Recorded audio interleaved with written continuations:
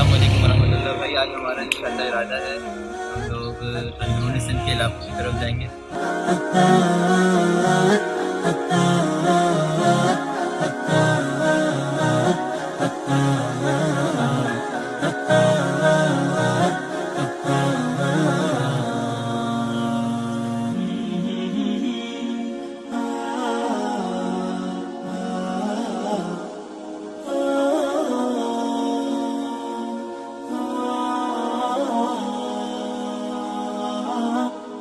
दुनिया के अंदर एक मजबूत कौम के तौर पे बनाया, हमारे अखलाक आरास्ता की, हमारे किरदार को संवारा, हमारे दुनिया के अंदर मईशत का निज़ाम सिखाया।